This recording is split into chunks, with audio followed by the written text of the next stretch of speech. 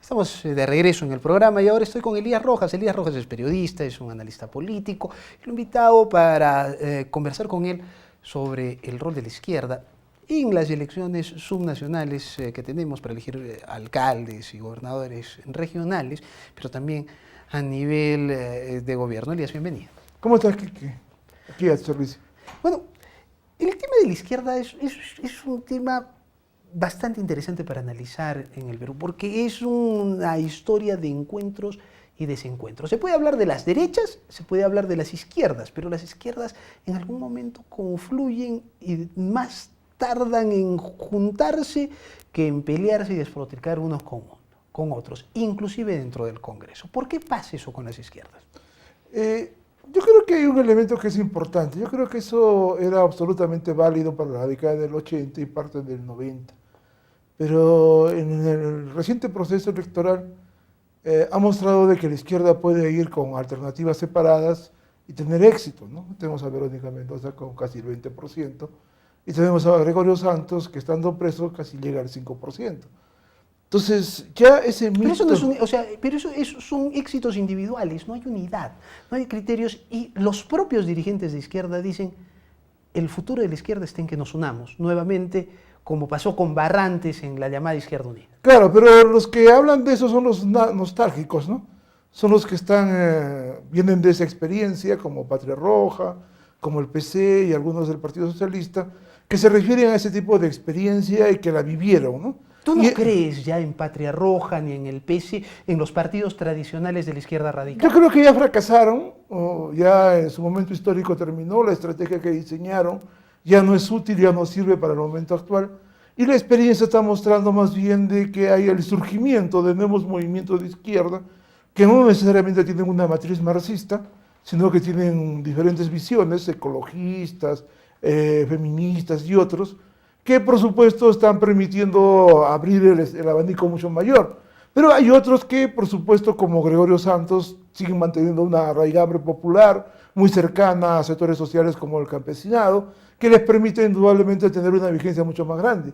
O como el caso de Verónica Mendoza, que logró catalizar lo que significó la izquierda en estos años y que tuvo la votación que tuvo, ¿no? Veamos tres casos específicos que de alguna manera has mencionado, aunque a uno no sé si no lo has querido mencionar y solo has hablado de su corriente ecologista. O sea, Arana, Gregorio Santos y Verónica Mendoza. Gregorio Santos, en primer lugar, nace de Patria Roja, entonces tiene un pensamiento bastante enraizado en lo que tú has dicho, ha sido ya un fracaso.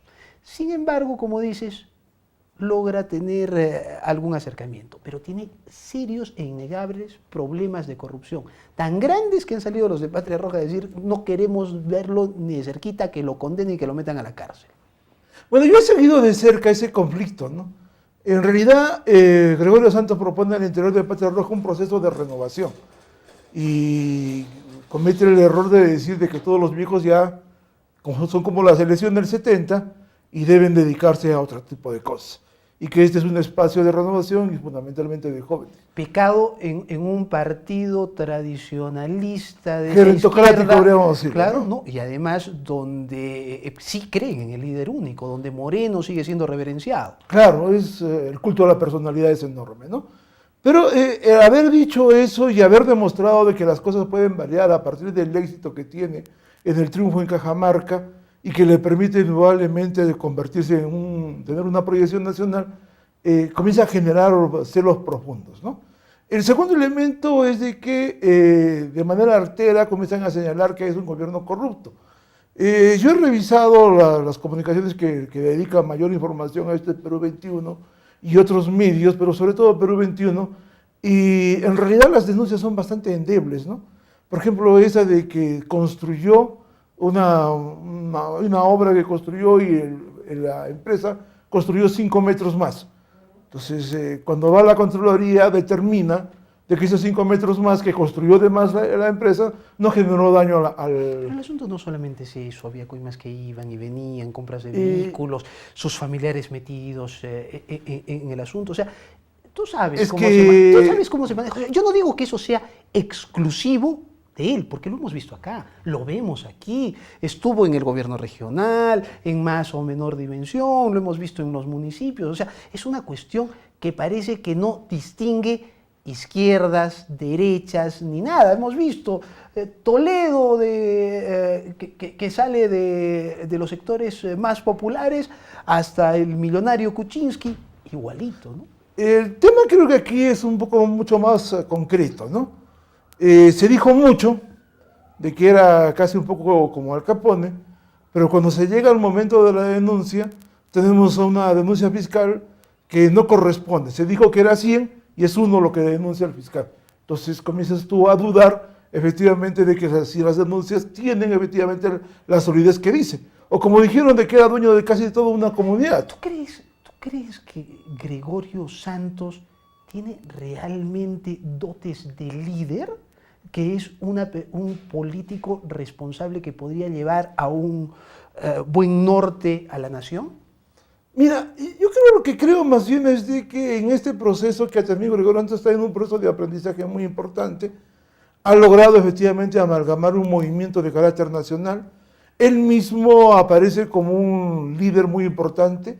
Si no, veamos que después de que sale de la cárcel, vino aquí a Arequipa, hizo un meeting aquí en La Joya con más de 3.000 personas. En Puno, prácticamente no había pueblo que no lo recibieran con una manifestación enorme, lo mismo en el Cusco, el mismo fenómeno sucedió en el caso del centro. Entonces, es un líder que tiene un acercamiento muy cercano con el pueblo. El segundo elemento eso no habla de que puedas gobernar bien, ¿no? El segundo elemento es el tema del gobierno, ¿no? En el caso del gobierno, cuando él estuvo en la gestión del gobierno regional de Cajamarca, el Ministerio de Economía y Finanzas lo premiaba de año a año porque tenía una capacidad de gasto mucho mayor que los otros gobiernos. Y eso le permitía obtener un plus mucho mayor para ejecutar presupuesto. Lo mismo viene sucediendo en la gestión que tienen ahora los que son partidarios de Gregorio Santos en el gobierno regional de Cajamarca y tienen efectivamente un mayor gasto, una mayor ejecución del presupuesto. Hablemos de, a quien no quisiste mencionar, Arana y su movimiento ecologista. Arana es un excura. ¿Es un excura de izquierda? O sea, ¿tú crees que que Arana es ecologista o es izquierdista? Desde, digamos, los cánones más tradicionales de las definiciones. Mira, él quiso hacer un viraje más hacia la izquierda y tener una lectura mucho más social, ¿no? Pero se dio cuenta de que no tenía mucho espacio en ese terreno, porque eso ya lo venía ocupando Gregorio Santos, Verónica Mendoza y la izquierda tradicional. Entonces ha vuelto nuevamente a su propuesta de carácter ecologista. Pero él es de izquierda, o sea, ¿tú crees que Arana es un izquierdista? ¿Es un socialista del siglo XXI? No, mira, el socialismo del siglo XXI todo en América Latina ha sido desechado.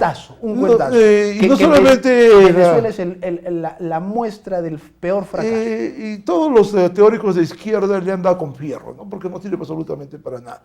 Ahí está Tilio Borón, que criticaba a Holloway, que es el que desarrolla la tesis y que asesora a Chávez, y al final de cuentas terminó siendo, por supuesto, dejado de lado. Oye, pero Verónica Mendoza no termina de criticar duramente de hacer una crítica dura, real, a Venezuela. Arana tampoco. Y Gregorio Santos nunca lo he escuchado. No, Gregorio Santos está a favor de lo que señala Venezuela, ¿no?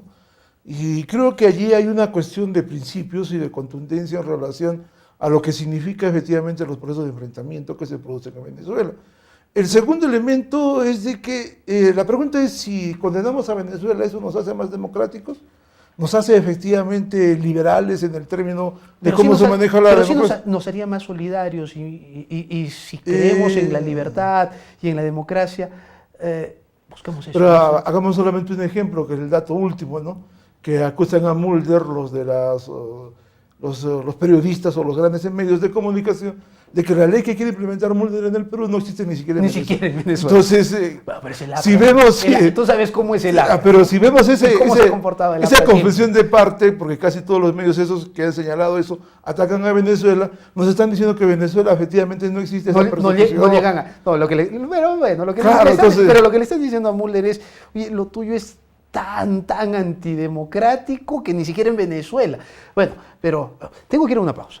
Cuando regresemos sigo con Elías Rojas y pretendo hablar sobre Verónica Mendoza y lo que podría, los lugares a los que debería apuntar la izquierda en las próximas elecciones subnacionales.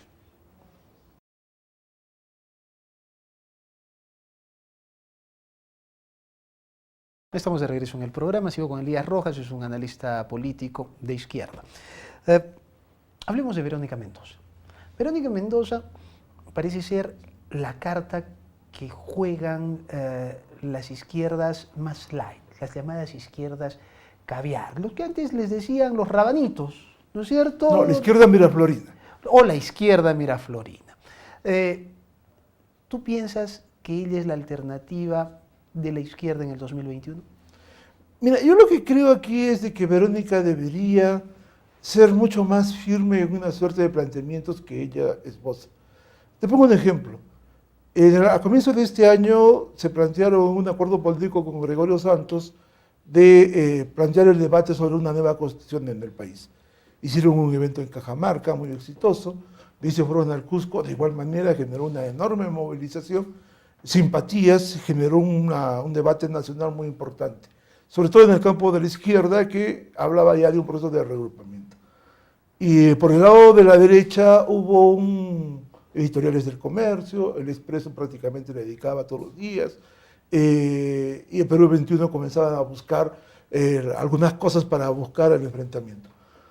Y ese dato nos indica de que si hay un proceso de confluencia allí, y que se unan estos dos personajes, generan mejores posibilidades para que tenga un éxito electoral.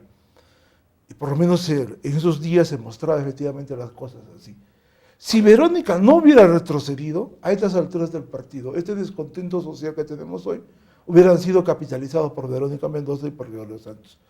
Pero este descontento social, este vacío político que existe hoy, no lo capitaliza absolutamente nadie. Y tiene que ver efectivamente con la debilidad que tiene Verónica de lanzar una propuesta y después de retroceder.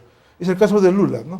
Termina diciendo, condenamos la prisión de Lula, sale un editorial del Comercio y retrocede. No, condenamos que no se ataque al pueblo brasileño. Entonces, en las posiciones políticas tú no puedes vacilar, tienes que tener mayor firmeza. Pero tal vez ese es el pensamiento real de Verónica Mendoza. Verónica Mendoza no es pues, una radical, ¿no es cierto? Es una persona que tiene un pensamiento de izquierda bastante distante, finalmente, al de Gregorio Santos, y que en algún momento, me imagino, se ha dado cuenta, ¿o no?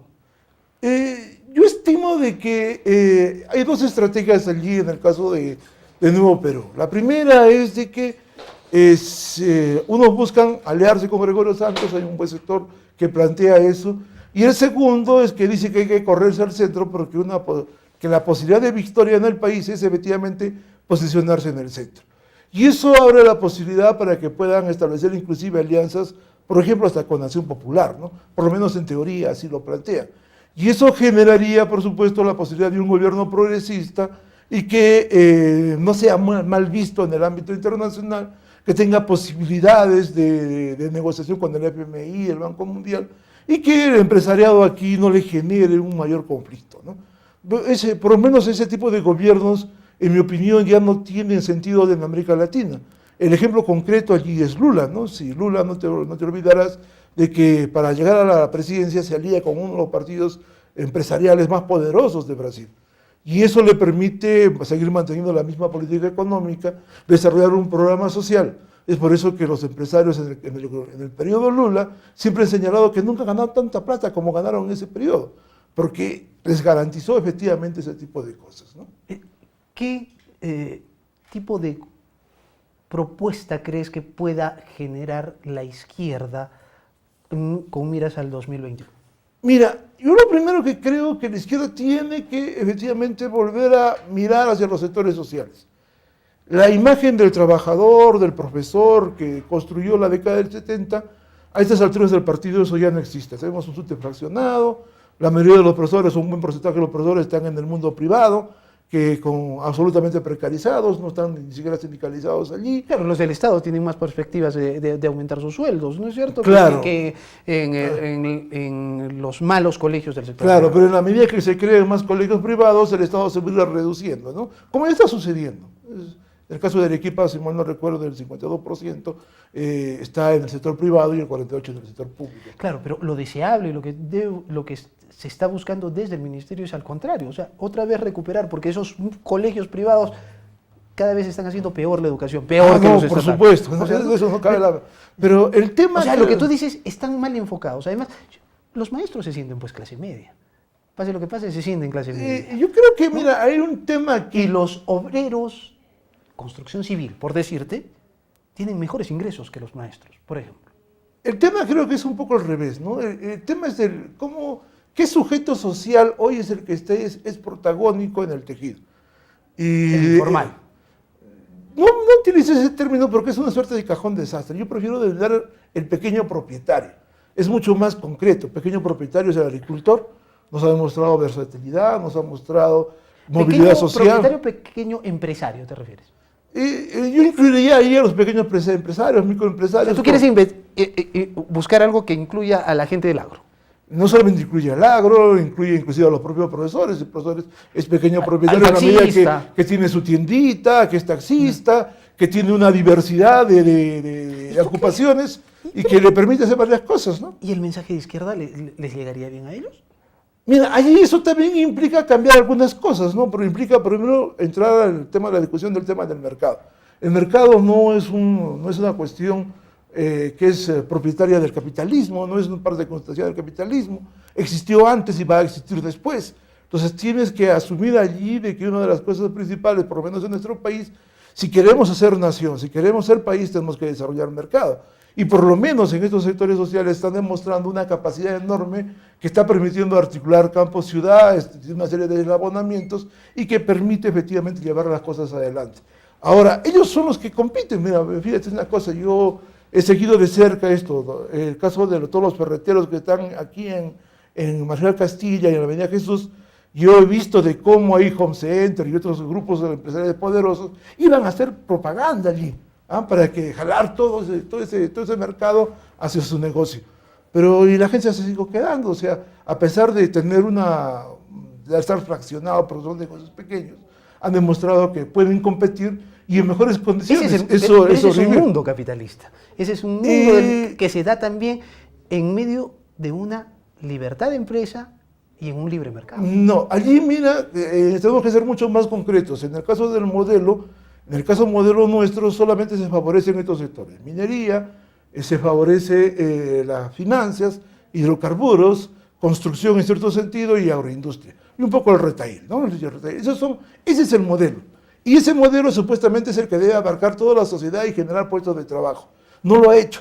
Y no es que sean emprendedores los que están en el otro lado, sino que estos ya existieron antes. Ya existieron antes del neoliberalismo, se desarrollaron con fuerza desde el 50 y han desarrollado prácticas a través de colaboración, ayuda mutua, reciprocidad, que al final de cuentas les permite entrar en mejores condiciones y asumir inclusive el tema de la competencia como una parte consustancial de su portafolio para enfrentar las cosas. Entonces ellos son los que desarrollan una perspectiva distinta. Y si tú los ves, no es... podemos plantearlo en esos términos. Efectivamente están haciendo capitalismo, y además, además individualista, ¿no es cierto? O sea, porque es propiedad, es mi propiedad, es mi tienda. Si eso fuera así, entonces no habría Don Manuel, eso no habría todo lo que está alrededor del mercado San Camilo. Sí, pero no es un cooperativismo y menos es un socialismo, o sea, donde todo y luego se concentra y luego reparto. No, es que tampoco podemos traer ese tipo de conceptualización porque al final de cuentas no corresponde a la realidad, sino es la forma de cómo te organizas, cómo te agrupas y cómo efectivamente te enfrentas al que va a ser realmente tu competidor. Sí, me acaban de enseñar que tenemos un minuto. Quiero hacerte un par de preguntas concretas. ¿El 2021 es una oportunidad para la izquierda? Y pregunta 2. ¿Qué crees que debe hacer la izquierda en las elecciones municipales y regionales? ¿O ya no hay posibilidad allí? Concreto, en el caso de 2021, Ahora la izquierda sí tiene candidatos propios, no va a tener candidatos prestados. Ahí lo tenemos a Verónica, lo tenemos a Gregorio Sánchez. En el caso de... ¿No identificas otros realmente de izquierda? No hay otros, no O hay sea, otros. Arana tú no lo considerarías. No lo consideraría porque no tiene votos, ¿no? Porque ha ingresado por la ventana. Si tú ves los votos de Cajamarca... En este momento es el apestadito de ahí, ¿no? Nadie quiere votarse con él, No lo vería que fuera un apestadito, no. Lo que vería es el dato concreto y duro. No tiene votos. Y los que tienen votos son Verónica y son Gregorio. Él, en el caso de Cajamarca... Pero tiene ministros, sí, pues... pero eso es parte de la negociación, igual que sucedió con otras experiencias. Pero es parte de la negociación, no resultado de tu correlación política. El segundo es, en este proceso electoral la izquierda está apostando a movimientos regionales. Está en muchos movimientos regionales. Sería un fracaso si se va es que sí, como izquierda, digamos. No es que sea un fracaso, sino la propia derecha sabe perfectamente de que en partidos nacionales no va a poder ganar. Entonces, lo único que queda es establecer alianzas con los movimientos regionales. Tradición y Futuro hace alianza con el partido de Acuña, para que veamos cómo más o menos se manejan las cosas, ¿no? Movimiento regional con un partido nacional, o solamente movimientos regionales, y sobre esa base se establecen los niveles de negociación, que posteriormente para el 2021 se van a articular, ¿no? ¿Cuáles son las cartas? Porque hay 19 candidatos a la región, 18 candidatos al municipio. ¿Cuáles son las cartas que está jugando la izquierda? ¿Dónde ves ahí todo eso? Mira, aquí en Arequipa, no hay? Mira, en Arequipa hay un vacío enorme. El último paro que hemos tenido aquí en Arequipa ha sido la mejor expresión del vacío político que existe. Lo que significa que todos los que se dicen que son grandes no la tienen segura por la forma de cómo se está moviendo el descontento social, la indignación y el rechazo al establecimiento político. Entonces hay un vacío muy grande. Segundo, el espacio para outsiders está planteado allí. Ahora, ¿quiénes pueden aparecer? Yo creo que los que tengan mejor capacidad de reagrupar en su entorno una propuesta interesante. Por ejemplo, el caso del médico Hipólito Chaña, ¿no? Él aparece como una opción y allí hay un proceso de reagrupamiento de distintos movimientos que pueden aparecer. Algunos pensarían en Herrera. Herrera tuvo la oportunidad de oro. Tiene un partido que ha tenido votos, tiene un logo conocido y ha podido armar un movimiento mucho más grande, mucho más plural, un proceso de integración mayor de personas y le hubiera permitido tener mejores condiciones para poder participar. No tiene esa capacidad. No hay o sea, aquí no se va a ver a la izquierda realmente. No se va a ver, pero va a haber opciones progresistas en las cuales se van a reagrupar, me parece. Elías, te agradezco mucho. No, gracias a ti. Elías Rojas, analista político. Nos vamos a una pausa y regreso con Neldy Mendoza de la Asociación Vida y Familia. Hicimos una entrevista en el Día de la Madre, ahora vamos a hacer una entrevista en el Día del Padre. ¿La figura paterna es prescindible? ¿Es necesaria en el hogar? ¿Cómo es o cómo debe ser el padre en el siglo XXI? Lo analizaremos tras la pausa.